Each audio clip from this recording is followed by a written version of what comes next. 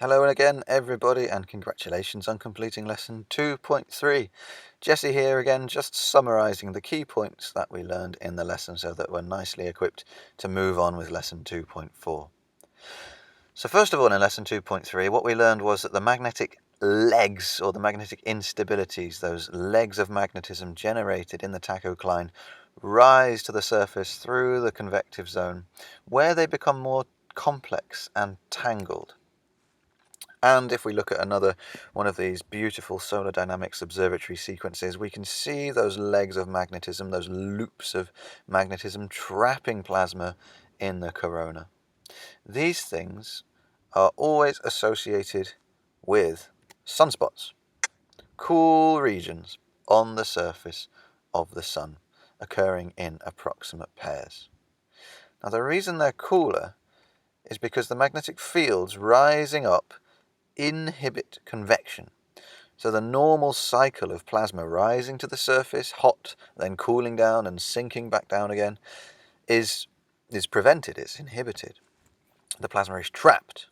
If we look at this diagram, for example, we've got a pair of sunspots. Sunspots always occur in approximate pairs with opposing polarities, north and south.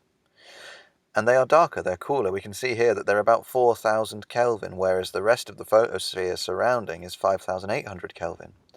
You can also see there that convection is inhibited, and you can also see the magnetic field lines there represented, connecting the sunspots to each other. Before we move on, I have to share this beautiful image with you. This is one of the highest resolution images of the sun ever taken by the Daniel K. Inouye Solar Telescope in Hawaii, the ground-based solar telescope, and you can see exquisite detail in the sunspots there. The Solar Dynamics Observatory has captured so many of these beautiful prominences. You can see those magnetic loops there, those prominences connecting the sunspots with the opposing charges. Absolutely fantastic. Now, as the plasma flows along these magnetic field lines connecting sunspot to sunspot, that can put strain on the field lines, and they can become trapped and tangled and pinched. When opposing magnetic fields pinch and meet, they connect.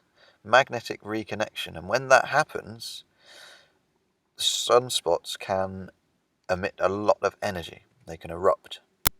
First of all, they can flare. They can emit a solar flare, an incredibly intense burst of electromagnetic radiation. For example, visible light, ultraviolet light, and X-rays are emitted from the sunspot region.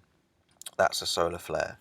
And big solar flares are almost always accompanied by coronal mass ejections, and the one that we're seeing here was in fact accompanied by a coronal mass ejection. If we play this video again, we can see it flaring, increasing in brightness now, and there's a coronal mass ejection, a small CME. But let's have a look at a bigger one. This is where the magnetic field lines connecting the two sunspots interact, tangle, twist, and that magnetic energy stored in those field lines is released as an explosion. Solar wind, charged particles trapped in those field lines, is accelerated out into the solar system, generating the solar wind, which can make its way to planet Earth, interact with our magnetic field, funnel the charged particles down the field lines into the atmosphere, and trigger the aurora. And that's what we're going to be looking at in lesson 3. So again, well done for completing lesson 2. I'll see you later on for a summary of lesson 3.1.